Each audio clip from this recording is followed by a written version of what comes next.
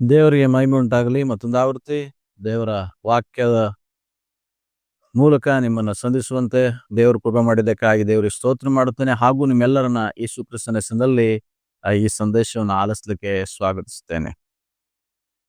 ಈ ದಿನ ನಮ್ಮ ಸಂದೇಶ ಈ ರೀತಿಯಾಗಿದೆ. ಊಟದಲ್ಲಿ ಆಯಿಲ್ ಕಡಿಮೆ ಮಾಡಿದರೆ ದೇಹಕ್ಕೆ ಆರೋಗ್ಯ. ಮನಸ್ಸಿನ ಕೊಬ್ಬನ್ನ, ಕೊಲೆಸ್ಟ್ರಾಲ್ನ ಕಡಿಮೆ ಮಾಡಿದರೆ ಆತ್ಮಿಕವಾಗಿ ಇರಲಿಕ್ಕೆ ಆರೋಗ್ಯ ಎಂಬುದು ಕೊಡ್ತಾ ಧ್ಯಾನಿಸ್ಲಿಕ್ಕೆ. ನಾ ಯಾಕೆ ಈ ವಿಷಯ ಧ್ಯಾನ ಮಾಡ್ತಾ ಇದ್ದೇವೆ ಅಂತ ಹೇಳಿ ನೋಡುವಾಗ, ನಾನು ಕಳೆದ ದಿನದಲ್ಲಿ ಹಾಗೆ ನಾನು ಪ್ರಯಾಣ ಮಾಡ್ತಾ ಇರುವಂಥ ಸಮಯದಲ್ಲಿ ಅಲ್ಲೆಲ್ಲ ರೋಡ್ ಸೈಡಲ್ಲಿ ಯಾಡ್ಗಳನ್ನ ನೋಡಿದೆ. ಏನು ಯಾಡ್ಗಳು ಅಂತಂದ್ರೆ, ನಮ್ಮ ಆಯಿಲಲ್ಲಿ 0% ಕೊಲೆಸ್ಟ್ರಾಲ್, ಆರೋಗ್ಯಕ್ಕೆ ತುಂಬಾ ಒಳ್ಳೆಯದು, ನಿಮ್ಮ ಹೃದಯ ಆರೋಗ್ಯವಾಗಿರಬೇಕು, ಆನಂದವಾಗಿರ್ಬೇಕು, ಹಾಗಾದ್ರೆ ನಮ್ಮ ಆಯಿಲ್ ಅನ್ನ ಬಳಸಿ, ಅದು ಬಹಳ ದೇಹಕ್ಕೆ ಆರೋಗ್ಯ, ಹೃದಯಕ್ಕೆ ಆರೋಗ್ಯ ಅಂತ ಹೇಳಿ. ಯಾಕಂದ್ರೆ ನಮ್ಮ ಆಯಿಲಲ್ಲಿ 0% ಕೊಲೆಸ್ಟ್ರಾಲ್ ಅಂತ ಹೇಳಿ ಯಾಡುಗಳು ನೋಡ್ತಾ ಇದ್ದೆ. ಹಾಗೆ ನನಗೆ ಜ್ಞಾಪಕ ಬಂತು, ಹೌದಲ್ವಾ, 0% ಕೊಲೆಸ್ಟ್ರಾಲ್ ಏನ್ ಮಾಡುತ್ತೆ? ನಮ್ಮ ದೇಹದ ಆರೋಗ್ಯ ಕಾಪಾಡುತ್ತೆ. ನಾವು ಭೂಮಿ ಮೇಲೆ ಆರೋಗ್ಯವಾಗಿರ್ಬೇಕಂತಂದ್ರೆ ನಮ್ಮ ದೇಹದ ಕೊಲೆಸ್ಟ್ರಾಲ್ ಕಡಿಮೆ ಇರತಕ್ಕಂಥ ಆಹಾರ ಸೇವಿಸೋದು, ಆಯಿಲ್ ಕಡಿಮೆ ಕೊಲೆಸ್ಟ್ರಾಲ್ ಇರ್ತಕ್ಕಂಥ ಆಯಿಲ್ ಅನ್ನ ನಾವು ಉಪಯೋಗಿಸ್ಕೊಳ್ಳೋದು ಒಳ್ಳೇದಲ್ವಾ ಅಂತ ಹೇಳಿ ನಾ ಯೋಚಿಸ್ತಾ ಇದ್ದೆ. ಯಾಕಪ್ಪ ಅಂತಂದ್ರೆ ಈ ದಿನಗಳಲ್ಲಿ ಅನೇಕ ಹಾರ್ಟ್ ಅಟ್ಯಾಕ್ಗಳಾಗ್ತಾ ಇದೆ. ಯಾಕೆ ಅಂತಂದ್ರೆ ಕೊಲೆಸ್ಟ್ರಾಲ್ ನಿಂದನೆ. ಆಯಿಲ್ ಏನ್ ಮಾಡುತ್ತೆ? ಹೆಚ್ಚಿನ ಕೊಲೆಸ್ಟ್ರಾಲ್ ಉಂಟು ಮಾಡುತ್ತೆ. ಕೊಲೆಸ್ಟ್ರಾಲ್ ನಮ್ಮ ದೇಹದಲ್ಲಿ ಹೆಚ್ಚಾಗುವಾಗ ರಕ್ತ ಸಂಚಾರ ಸರಿಯಾಗಿ ಆಗೋದಿಲ್ಲ. ರಕ್ತ ಸಂಚಾರ ಯಾವಾಗ ಸರಿಯಾಗಿ ಆಗಲ್ವೋ ಆಗ ನಮ್ಮ ಹೃದಯ ಏನಾಗ್ತದೆ, ಅದ ಕಾರ್ಯವನ್ನು ನಿಲ್ಲಿಸ್ತಕ್ಕಂಥದ್ದು ಹಾರ್ಟ್ ಅಟ್ಯಾಕ್ ಆಗ್ತಕ್ಕಂಥದ್ದಾಗಿದೆ. ಅದರಿಂದ ನಮ್ಮ ಆಹಾರದಲ್ಲಿ ಕಡಿಮೆ ಕೊಲೆಸ್ಟ್ರಾಲ್ ಇರ್ತಕ್ಕಂಥ ಆಹಾರ ಪದಾರ್ಥಗಳನ್ನ, ಎಣ್ಣೆಯನ್ನ ಉಪಯೋಗಿಸ್ತಕ್ಕಂಥದ್ದು ಉತ್ತಮ ಅಂತ ಹೇಳಿ ವಿಜ್ಞಾನಿಗಳು, ಸಂಶೋಧಕರು, ಆರೋಗ್ಯ ಕಾರ್ಯಕರ್ತರು ನಮಗೆ ಸಲಹೆ ನೀಡ್ತಾರೆ. ಅಂದ್ರೆ ಆಹಾರದಲ್ಲಿ ಕಡಿಮೆ ಕೊಲೆಸ್ಟ್ರಾಲ್ ಇರ್ತಕ್ಕಂಥದ್ದನ್ನ ನಾವು ಸೇವಿಸಿದ್ರೆ ತೂಕ ಸಹ ಇಳಿಸ್ಲಿಕ್ಕೆ ಸಾಧ್ಯ ಆಗ್ತದೆ, ನಮ್ಮ ಜೀರ್ಣಕ್ರಿಯೆಗೆ ಅದು ಸಾಧ್ಯ ಆಗ್ತದೆ, ನಮ್ಮ ಚರ್ಮದ ಆರೋಗ್ಯಕ್ಕೂ ಸಹ ಒಳ್ಳೆಯದು, ಮತ್ತೆ ಮಧುಮೇಹ ಕಾಯಿಲೆ ಅಂದ್ರೆ ಸಕ್ಕರೆ ಕಾಯಿಲೆ ನಿಯಂತ್ರಣ ಮಾಡ್ಲಿಕ್ಕೂ ಸಹ ಸಹಾಯ ಆಗ್ತದೆ. ಮತ್ತೆ ನಮ್ಮ ದೇಹದಲ್ಲಿ ಮುಖ್ಯವಾಗಿರ್ತಕ್ಕಂಥ ಅಂಗ ಲಿವರ್ನು ಸಹ ರಕ್ಷಣೆ ಮಾಡುತ್ತೆ. ಯಾವುದು ಅಂತಂದ್ರೆ ಕಡಿಮೆ ಕೊಲೆಸ್ಟ್ರಾಲ್ ಇರ್ತಕ್ಕಂಥ ಆಯಿಲ್ ಆಗಲಿ, ಆಹಾರ ಪದಾರ್ಥವಾಗಲಿ ನಾವು ಸೇವಿಸೋದ್ರಿಂದ ನಾವು ಶಾರೀರಿಕವಾಗಿ ಫಿಟ್ ಆಗಿರ್ಲಿಕ್ಕೆ, ಆರೋಗ್ಯವಾಗಿರ್ಲಿಕ್ಕೆ ಸಾಧ್ಯತೆ ಇದೆ. ಆದರೆ ಕೇವಲ ನಾವು ಶಾರೀರಿಕ ವಿಷಯವಾಗಿ ಇವತ್ತು ನಾವು ಧ್ಯಾನ ಮಾಡ್ತಾ ಇಲ್ಲ. ನಮ್ಮ ಶರೀರನೂ ಬೇಕಾಗಿದೆ, ಇದರ ಆರೋಗ್ಯನೂ ಮುಖ್ಯ. ಅದೇ ಸಮಯದಲ್ಲಿ ನಮ್ಮ ಒಳಗಿನ ಮನುಷ್ಯ ಆರೋಗ್ಯವಾಗಿರ್ಬೇಕಾದ್ರೆ, ನಾವು ಆತ್ಮಿಕವಾಗಿ ಆರೋಗ್ಯವಾಗಿರ್ಬೇಕಾದ್ರೆ ನಮ್ಮಲ್ಲಿರ್ತಕ್ಕಂಥ ಆತ್ಮಿಕ ಕೊಬ್ಬನ್ನು ಸಹ ನಿಯಂತ್ರಿಸೋದು ಬಹಳ ಮುಖ್ಯ. ಏನಪ್ಪಾ ಆತ್ಮಿಕ ಕೊಬ್ಬು ಅಂತ ಹೇಳಿ ನಾವು ನೋಡುವಾಗ, ದೇವರ ವಾಕ್ಯಕ್ಕೆ ವಿಧೇಯರಾಗದೇ ಇರ್ತಕ್ಕಂಥದ್ದು, ದೇವರ ಮಾತನ್ನ ಕೇಳದೇ ಇರ್ತಕ್ಕಂಥದ್ದು, ಹಠದ ಹೃದಯ, ಮಂಡ ಹೃದಯ, ಕಠಿಣ ಹೃದಯ, ಇದೇ ಏನಾಗಿದೆ ಅಂತಂದ್ರೆ ನಮ್ಮ ಆತ್ಮವನ್ನ ಅಪಾಯಕ್ಕೆ ನಡೆಸ್ತಕ್ಕಂಥ ಕೊಲೆಸ್ಟ್ರಾಲ್ ಆಗಿದೆ. ಹಠಮಾರಿತನ, ಹಠದ ಮನಸ್ಸು, ಕಠಿಣ ಹೃದಯ, ಮಾತನ್ನು ಕೇಳದೇ ಇರೋದು, ಮಾತು ಒಳಗಾಗದೇ ಇರ್ತಕ್ಕಂಥದ್ದು ನಮ್ಮ ಆತ್ಮಿಕ ಮನುಷ್ಯನನ್ನ ಸಾಯಿಸ್ಲಿಕ್ಕೆ ಅದು ನಡೆಸ್ತಕ್ಕಂಥದ್ದಾಗಿದೆ. ಆದ್ದರಿಂದ ನಮ್ಮ ಮನಸ್ಸಿನ ಕೊಬ್ಬನ್ನು ಕಡಿಮೆ ಮಾಡುವಾಗ ಮಾತ್ರ ನಾವು ಆತ್ಮಿಕ ವ್ಯಕ್ತಿಗಳಾಗಿ ಕಾಣಿಸ್ಕೊಳ್ಳಿಕ್ಕೆ ಸಾಧ್ಯತೆ ಇದೆ. ಅದಕ್ಕೆ ದೇವರ ವಾಕ್ಯದಲ್ಲಿ ಈ ರೀತಿಯ ನೋಡ್ತಾ ಇದ್ದೇವೆ. ಯೆಶಾಯನ ಪ್ರವಾದನೆ ಗ್ರಂಥ 6ನೇ ಅಧ್ಯಾಯ 10ನೇ ವಚನದಲ್ಲಿ ಈ ರೀತಿಯಾಗಿದೆ, ಕಣ್ಣಿನಿಂದ ಕಂಡು, ಕಿವಿಯಿಂದ ಕೇಳಿ, ಹೃದಯದಿಂದ ಗ್ರಹಿಸಿ, ನನ್ನ ಕಡೆಗೆ ತಿರುಗಿಕೊಂಡು ನನ್ನಿಂದ ಸ್ವಸ್ಥತೆಯನ್ನ ಹೇಗೂ ಹೊಂದದ ಹಾಗೆ ಈ ಜನರು ಹೃದಯಕ್ಕೆ ಕೊಬ್ಬೇರಿಸಿ, ಕಿವಿಯನ್ನ ಮಂದ ಮಾಡಿ, ಕಣ್ಣಿಗೆ ಅಂಟು ಬಳಿ ಎಂದು ನನಗೆ ಹೇಳಿದನು ಎಂಬುದಾಗಿ ನೋಡ್ತಾ ಇದ್ದೇವೆ. ಈ ಜನರು ಹೇಗಿದ್ದಾರೆ ಎಂಬುದನ್ನು ನೋಡುವಾಗ, ಈ ಜನರು ಏನ್ ಮಾಡಿದ್ದಾರೆ ಅಂತಂದ್ರೆ, ಕಣ್ಣಿದ್ದು ನೋಡಿದ್ರು ಕೂಡ್ರ ತರ ಇದ್ದಾರೆ, ಕಿವಿದ್ದು ಕೇಳಿದ್ರು ಅವ್ರೇನಾಗ್ತಾ ಇದಾರೆ ಅದನ್ನೇ ಗ್ರಹಿಸ್ಕೊಳ್ತಾ ಇಲ್ಲ, ಅವರು ಸರಿಯಾದ ಮಾರ್ಗದ ಕಡೆ ತಿರುಗಿಕೊಳ್ತಾ ಇಲ್ಲ, ನನ್ನ ಕಡೆ ತಿರುಗ್ತಾ ಇಲ್ಲ. ಹೇಗೂ ಏನ್ ಮಾಡ್ಬೇಕಂತ ಇದ್ದಾರೆ ಇವರು? ನನ್ನ ಕಡೆ ತಿರುಗಬಾರದು ಅಂತ ಹೇಳಿ ತಮ್ಮ ಹೃದಯವನ್ನ ಕಠಿಣ ಮಾಡ್ಕೊಳ್ತಾ ಇದ್ದಾರೆ, ತಮ್ಮ ಹೃದಯಕ್ಕೆ ಕೊಬ್ಬೇರಿಸಿಕೊಂಡಿದ್ದಾರೆ ಎಂಬುದಾಗಿ ನಾವು ನೋಡ್ತಾ ಇದ್ದೇವೆ. ಅಂದ್ರೆ ನಮ್ಮ ಹೃದಯದಲ್ಲಿ ಕೊಬ್ಬೇರುವಾಗ ನಮಗೆ ದೇವರ ಭಯ ಇರೋದಿಲ್ಲ, ಯಾರ ಭಯವೂ ಇರೋದಿಲ್ಲ, ನಾವು ದುರಂಕಾರಿಗಳಾಗಿ ಜೀವಿಸ್ತೇವೆ. ಕಾರಣ ನಮ್ಮಲ್ಲಿರ್ತಕ್ಕಂಥ ಆತ್ಮಿಕ ಕೊಬ್ಬು. ಈ ಆತ್ಮಿಕ ಕೊಬ್ಬು ನಮ್ಮನ್ನ ಏನ್ ಮಾಡ್ತದೆ ಅಂತಂದ್ರೆ ದೇವರಿಂದ ದೂರ ಮಾಡ್ತಕ್ಕಂಥದ್ದು, ಜನರಿಂದ ದೂರ ಮಾಡ್ತಕ್ಕಂಥದ್ದು, ಸಂಬಂಧವನ್ನು ಹಾಳು ಮಾಡ್ತಕ್ಕಂಥದ್ದು, ನಮ್ಮನ್ನ ಮಾತ್ರ ನಾಶ ಮಾಡೋದಿಲ್ಲ, ನಮ್ಮ ಸುತ್ತಮುತ್ತಲು ಇರ್ತಕ್ಕಂಥವ್ರನ್ನು ಸಹ ಈ ಆತ್ಮಿಕವಾದ ಕೊಬ್ಬು ಅದು ನಾಶ ಮಾಡ್ತಕ್ಕಂಥದ್ದಾಗಿದೆ. ಆದ್ದರಿಂದ ನಾವು ಎಚ್ಚರವಾಗಿರ್ಬೇಕು. ಆತ್ಮಿಕ ಕೊಬ್ಬೇರುವಾಗ ನಾವೇನ್ ಮಾಡ್ಬೇಕು? ಆ ಕೊಬ್ಬನ್ನು ಇಳಿಸ್ಬೇಕು. ಅನೇಕ ಸರಿ ಎಲ್ಲರಿಗೂ ಸಹ ಆತ್ಮಿಕ ಏರೋದನ್ನ ನಾವು ನೋಡ್ತೇವೆ. ಅವ್ರು ಏನ್ ಮಾಡ್ತಾರೆ? ಇದಕ್ಕಿದ್ದ ಹಾಗೆ ಬೆಳೀತಾ ಬೆಳೀತಾ ಚೇಂಜ್ ಆಗ್ತಾ ಹೋಗ್ತಾರೆ.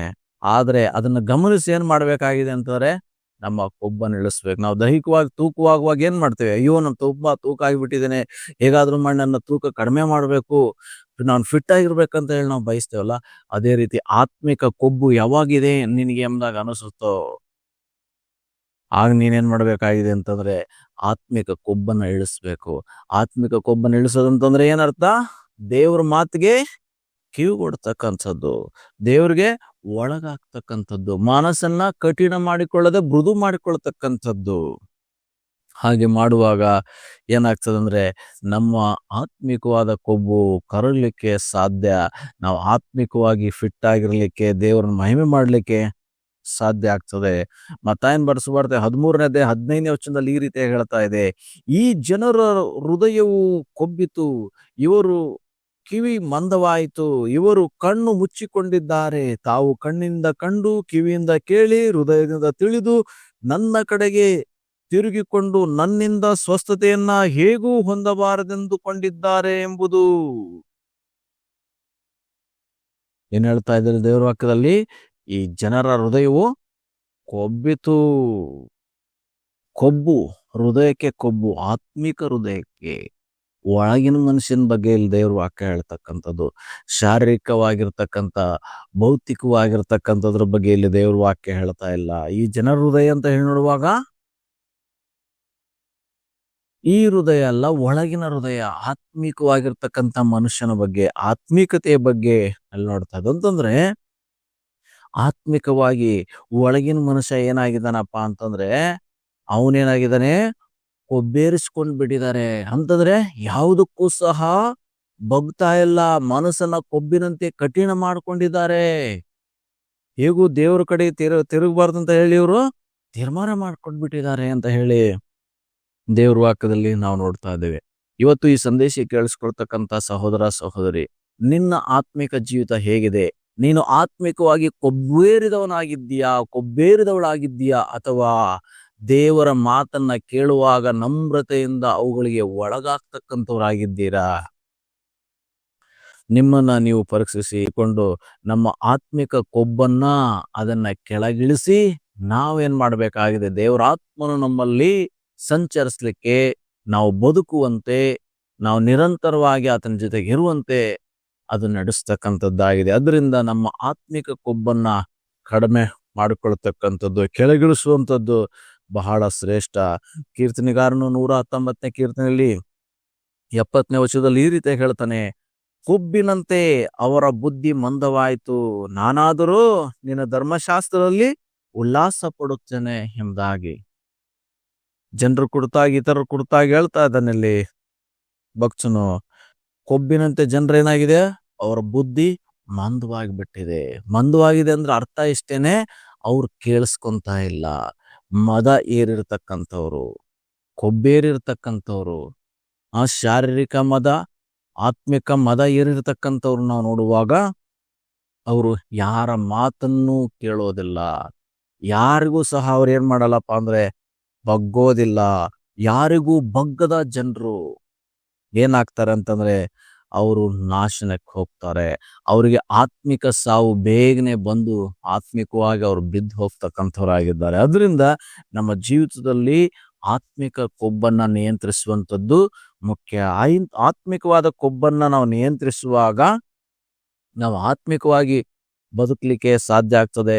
ಶಾರೀರಿಕವಾಗಿರ್ತಕ್ಕಂಥ ಕೊಬ್ಬನ್ನ ನಾವು ನಿಯಂತ್ರಿಸುವಾಗ ನಾವು ಶಾರೀರಿಕವಾಗಿ ಆರೋಗ್ಯವಾಗಿರಲಿಕ್ಕೆ ಸಾಧ್ಯವಾಗ್ತಕ್ಕಂಥದ್ದಾಗಿದೆ. ಅದರಿಂದ ನಮ್ಮ ಆತ್ಮ ಮತ್ತು ಶರೀರ ಇವುಗಳಲ್ಲಿರ್ತಕ್ಕಂಥ ಕೊಬ್ಬನ್ನ ಕಡಿಮೆ ಮಾಡಿಕೊಳ್ಳೋಣ, ಇವುಗಳನ್ನ ಕೆಳಗಿಳಿಸೋಣ. ಇವುಗಳನ್ನ ಕಡಿಮೆ ಮಾಡಿಕೊಳ್ಳೋದ್ರ ಮೂಲಕವಾಗಿ ನಾವೇನ್ ಮಾಡ್ಬೇಕಾಗಿದೆ ಅಂದ್ರೆ ದೇವರ ನಾಮವನ್ನ ಮಹಿಮೆ ಮಾಡಬೇಕಾಗಿದೆ. ಅದರಿಂದ ಇವತ್ತು ನಮ್ಮ ಜೀವಿತಗಳಲ್ಲಿ ಹೇಗಿದೆ, ನಮ್ಮ ಜೀವಿತ ಹೇಗೆ ನಡೆಸ್ತಾ ಇದ್ದೇವೆ, ಹೇಗೆ ನಡ್ಕೊಂತಾ ಇದ್ದೇವೆ, ನಾವು ಕೊಬ್ಬೆವರಿದವರ ಹಾಗೆ ದೇವರ ಮಾತುಗಳಿಗೆ ಒಳಗಾಗದೆ, ದೇವರ ಮಾತನ್ನು ಕೇಳಿದ್ದಾಗ್ಯೂ ಅದಕ್ಕೆ ತಗ್ಗದ ಹಾಗೆ ಮನಸ್ಸನ್ನ ಕಠಿಣ ಮಾಡಿಕೊಂಡು ನಮ್ಮದೇ ಆಗಿರ್ತಕ್ಕಂಥ ದಾರಿಯಲ್ಲಿ ನಾವು ಸಾಗ್ತಾ ಇದ್ದೇವ, ಅಥವಾ ವಾಕ್ಯವು ಎಚ್ಚರಿಸಿದಾಗ ಎಚ್ಚೆತ್ತುಕೊಂಡು ಭಕ್ತಿಯಿಂದ ಜೀವಿಸ್ತಾ ಇದ್ದಾವ, ನಮ್ಮನ್ನು ನಾವು ಪರೀಕ್ಷೆ ಮಾಡಿಕೊಳ್ಳೋಣ.